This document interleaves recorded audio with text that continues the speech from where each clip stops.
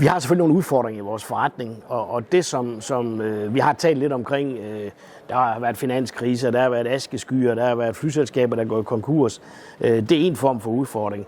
Men vi har jo også, vi må sige også, at vi har jo levet i en tid nu her, det sidste stykke tid, hvor at der også har været indflydelse politisk, geopolitisk, hvor at der er en vis herre, som har skabt lidt på styr. Og nogle gange, så kan vi godt mærke det også, at folk bliver forvirret. Danskerne er ikke bange.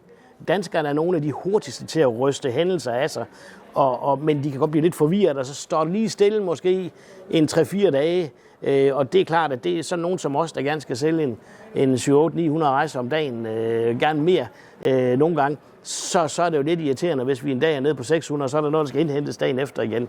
Men det har vi jo arbejdet i 27 år, så vi kender godt og ved godt, hvad vi skal gøre i den situation. Men der kommer nogle udfordringer udefra os, geopolitisk lige for øjeblikket for eksempel.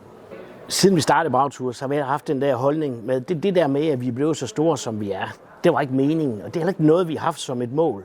Det er noget, der sådan er kommet lidt af sig selv, og jeg bilder mig ind, at det er jo fordi, at vi har gjort det så godt, at folk gerne vil rejse med os, og man fortæller den gode historie til familie og venner. Men vi har aldrig haft et mål om, at vi skulle være større.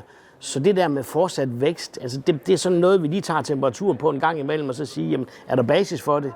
I vores branche, så skal man også kende sine begrænsninger nogle gange, og så sige, men vi kigger lige lidt rundt på markedet, vi kigger lidt rundt på situationen lige nu.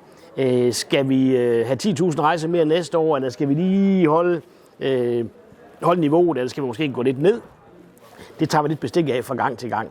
Så det der med store vækstambitioner, nej, det har vi ikke. Vores helt store ambition, det er, at vores gæster de er glade og tilfredse, og det er det, vi driver forretningen ud fra.